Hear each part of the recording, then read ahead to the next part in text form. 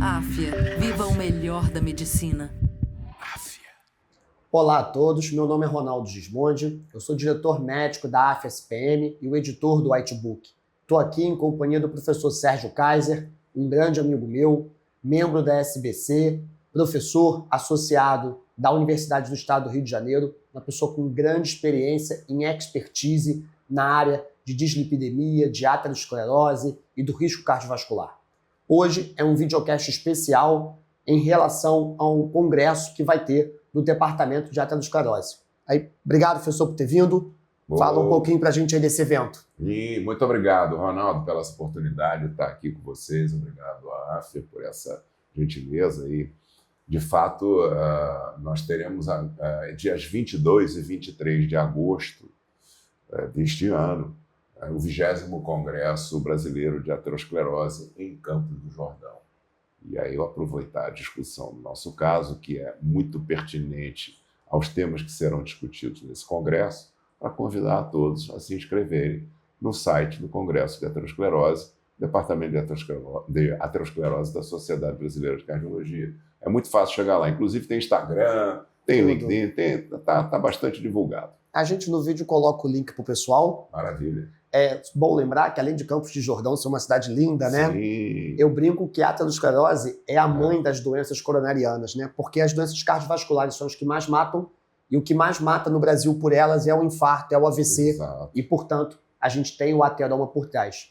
O professor Sérgio vai trazer para vocês um caso que ele viu no dia a dia dele e que mostra como essa discussão é atual e é importante para a sua prática, e daí vale a pena ir no simpósio, no congresso, para você poder se aprofundar, estudar mais e poder trazer o que tem de novo para o seu dia a dia. Então conta para a gente um pouquinho, professor, qual foi esse caso que o senhor viu?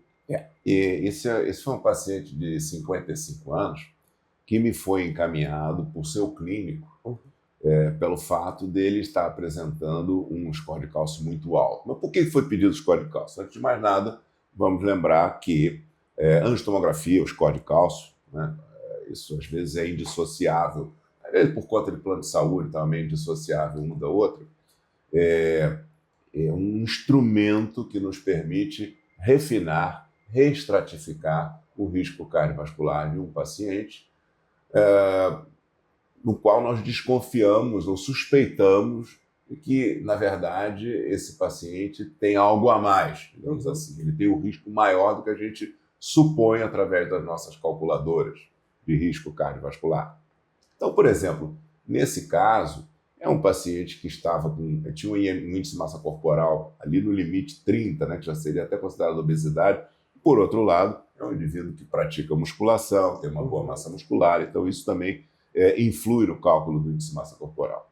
Mas ele um pouquinho mais, né, com a barriguinha um pouco maior, né, e tinha uma história familiar, pai e mãe coronariopatas, mas não precoce, né? Não era um paciente que tivesse história de hipercolesterolemia familiar, mas ele se dizia hipertenso. Aí estava em uso de medicação, usando valsartano 80 mg apenas, monoterapia, né?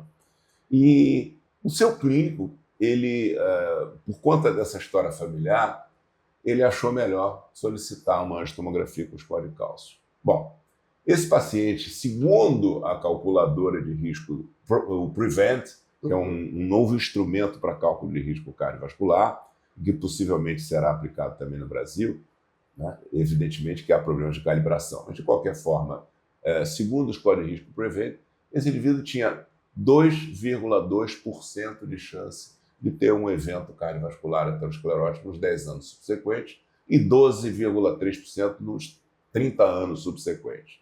Esse instrumento é muito bom, que calcula risco cardiovascular ao longo da vida. Aparentemente, um risco baixo.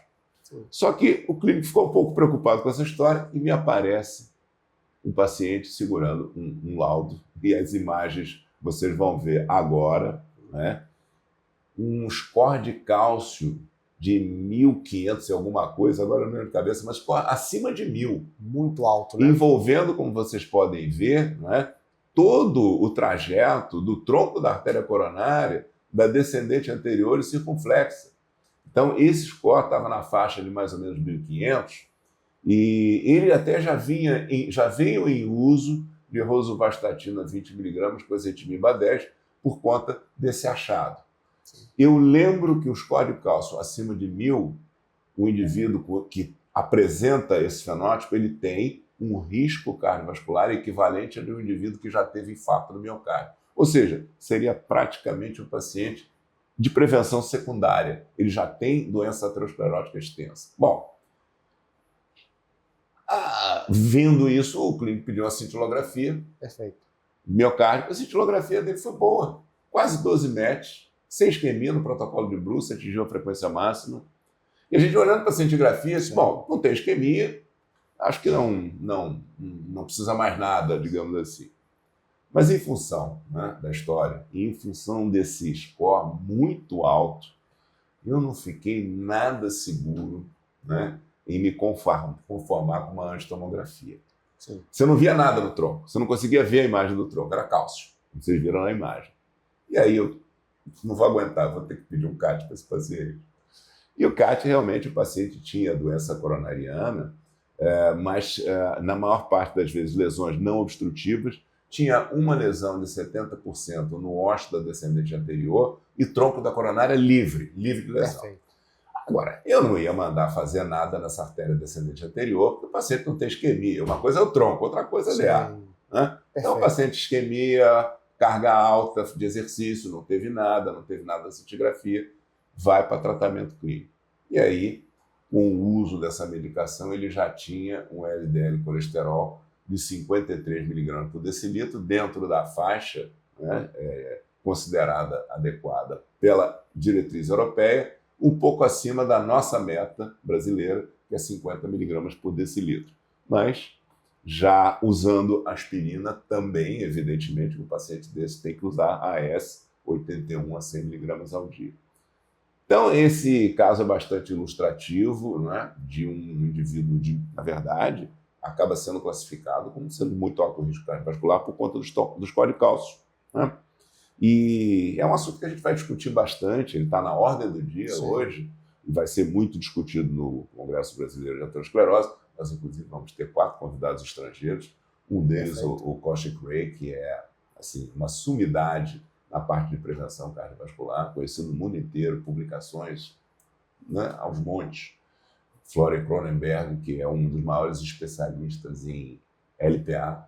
Né? Ótimo. Daniel Godet, em hipercolesterolemia familiar. Enfim, é geneticista, Márcia Mitema. Então vai ser um evento, além, claro, dos nossos palestrantes nacionais, que também são excelente padrão.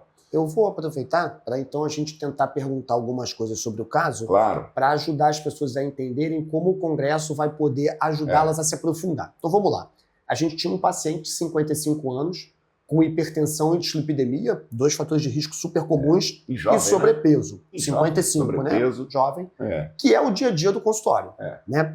Nesse grupo de pacientes, quando que você pensa em pesquisar aterosclerose subclínica? Então, Exato. por exemplo, quando eu vou pedir um score de cálcio? Exatamente.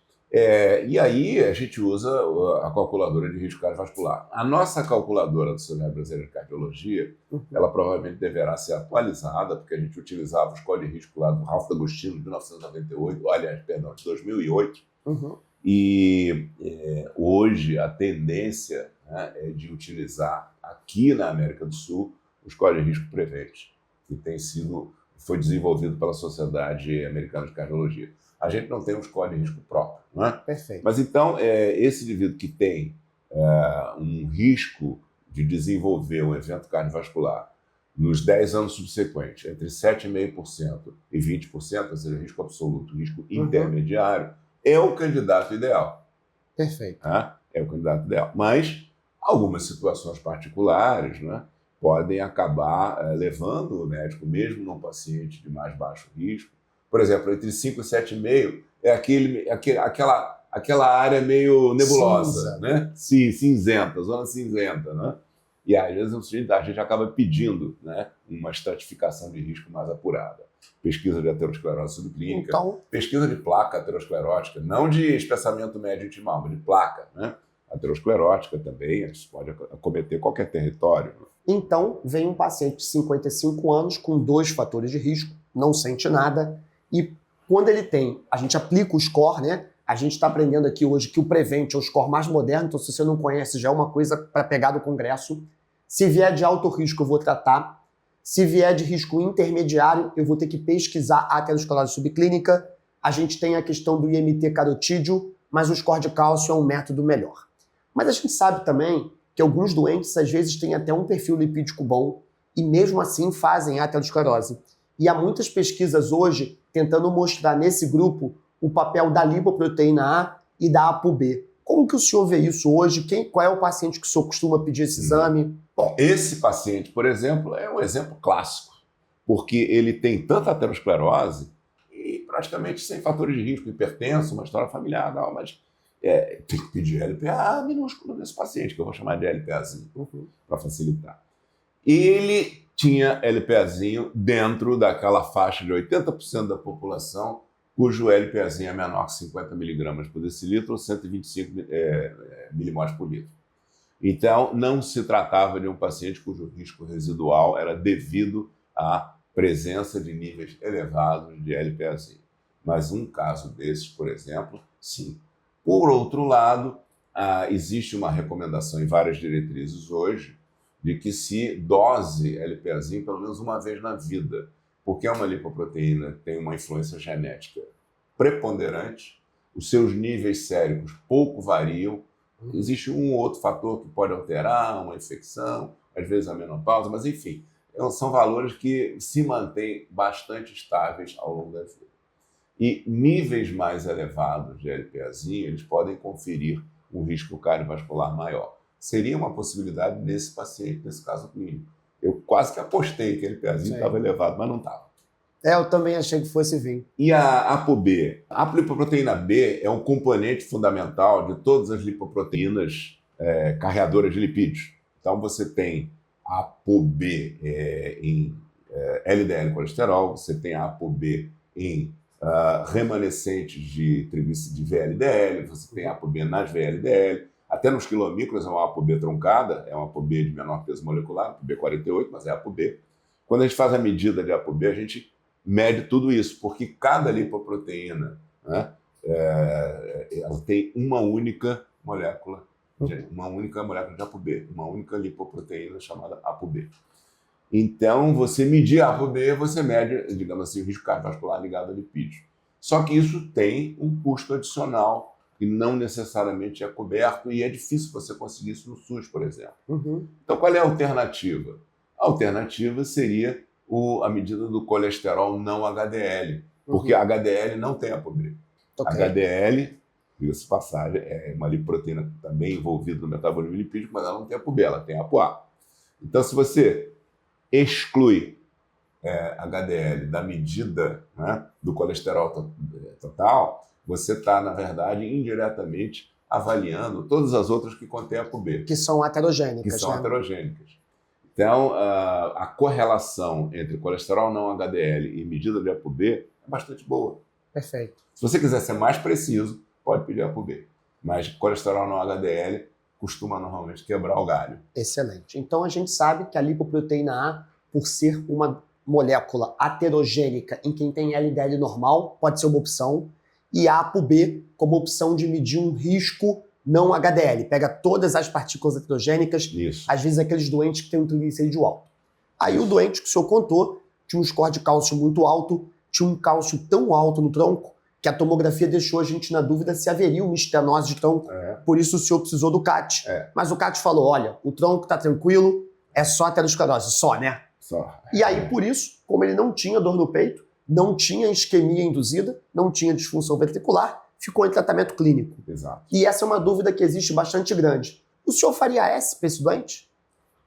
Sim, existem dados do estudo MESA, que é um grande estudo epidemiológico, indicando que a partir de um número mágico, mas esse número foi obtido, né, através de dados observacionais, a partir de um score de cálcio de 100 para cima, os benefícios do uso da aspirina em baixa dose, 81 miligramas, 100 miligramas no máximo, eles superariam o risco de sangramento gastrointestinal, por exemplo, que também é um risco baixo, mas pode ocorrer.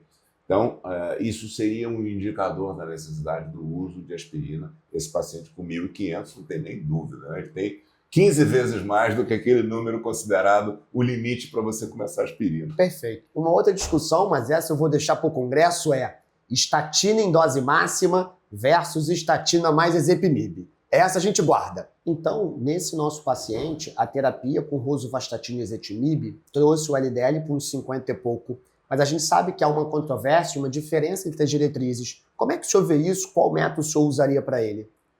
Então, a diretriz europeia num paciente de muito alto risco, eu considero esse paciente de muito alto risco, ok?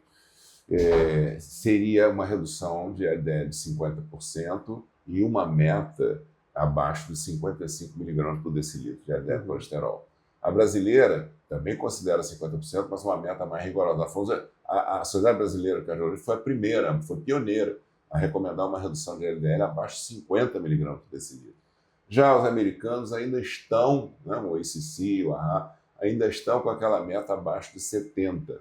Num paciente desse, eu acho que não faz o menor sentido. Quem diria, né? Pois é. Agora admitem, embora achem que não há evidência suficiente, mas já admitem que o indivíduo que saiu de síndrome coronariana aguda é razoável pensar-se em reduzir o LDL colesterol, né, abaixo de 70. Se o cara tiver entre 55 e 69 mg por decilitro, é razoável. A gente não acha que é razoável, não. A gente acha que tem que fazer, né? Tem que entrar com uma coisa mais agressiva para reduzir o LDL colesterol.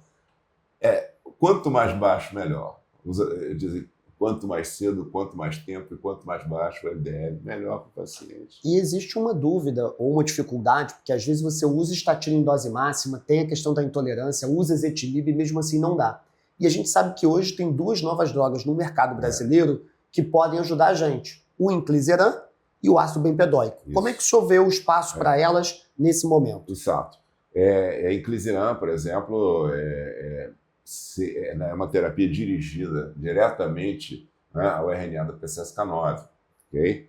Não vou aqui discutir os mecanismos, porque não faz sentido aqui nesse momento, mas é um medicamento injetável, ele não age sobre DNA, é sobre RNA, então não tem nenhuma modificação, né, de perfil genético, mas ele, em todos os estudos, associado à estatina, não foram estudos sem estatina, né, mas é associado à estatina, reduziu adicionalmente o LDL colesterol em aproximadamente 50%. E, caracteristicamente, a redução do LDL proporcionada pelo inclisiran é constante, é contínua, com pouca oscilação, desde que o paciente tome a cada 6 meses. Tem uma dose de reforço depois da primeira dose, 3 meses, depois 6 em 6 meses. Então, são medicamentos muito seguros, né? Mas tem um obstáculo aí no momento, que é o acesso, é o custo. Não é um medicamento barato. E agora está entrando no mercado brasileiro, deve entrar no segundo semestre, o ácido bempedóico, que já é usado na Europa. Tudo. E o ácido bempedóico, ele na verdade é uma prodroga, ele tem que ser ativado por uma enzima no fígado. Essa enzima não existe no músculo, por isso ele não dá sintomas musculares, né? É uma dose de 180 miligramas. E o ácido bempedóico, no indivíduo que é intolerante à estatina, ele reduz o LDL colesterol em aproximadamente 22%, 23%. Quando ele está associado, quando o paciente está tomando uma estatina, essa redução é menor, em torno de 15% a 17%, porque ele age numa enzima, que é a acetilcitrato-liase, que está justamente no caminho de síntese hepática do colesterol. Só que a enzima determinante da velocidade de síntese é a HMG-CoA redutase, que é o sítio de ação da estatina. Então, ele não baixa tanto o LDL colesterol quanto o medicamento que age sobre a HMG-CoA redutase. Mas, de qualquer maneira, esse paciente, por exemplo, né, que ele está quase na meta brasileira, 50 mg por decilitro, eu não hesito em entrar com ácido bempedóico para ele. Poderia entrar com o inibidor de PCSK9, evolocumab, poderia entrar com o inclisiran? Poderia. Tá? Mas, como ele está muito próximo e vem um medicamento de uso oral e aparentemente com um custo mais acessível, eu não posso entrar em dados de custo porque eu não sei o preço ainda, mas tudo indica que será bem mais acessível, então acho que dá para a gente aguardar. Mas esse eu entraria. Se ele puder, e ele pode utilizar ácido bempedoique quando chegar, eu entro sim. E esse paciente, por exemplo, que nunca sofreu de ataque de gota, não tem história de ruptura de tendão, enfim, alguma situação que contraindique ou torne mais arriscado o uso do ácido bempedoique, esse paciente que está com 53 mg por decilitro, eu não vou hesitar em iniciar o ácido bempedoique para ele assim que estiver no mercado. Poderia usar inclisiran, poderia usar evolocumab? Sim, poderia. Mas eu estou aqui imaginando que uma medicação de uso oral contínuo não injetável e com um custo mais acessível, possivelmente, ou provavelmente, será mais interessante para que o paciente consiga ficar aderente. Esse paciente precisa ser aderente à medicação. Perfil. E a gente até aprendeu, né, que um LDL muito baixo, que achava-se que era perigoso, não é, né? Quanto menor, melhor para o doente. Quanto menor, melhor. Quanto mais tempo, melhor. Quanto mais estável, sem oscilação, melhor.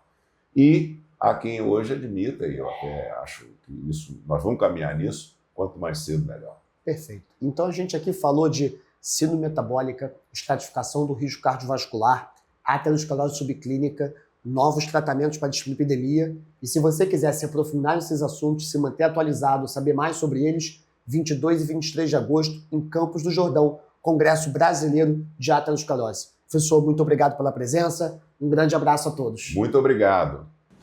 Áfia, viva o melhor da medicina.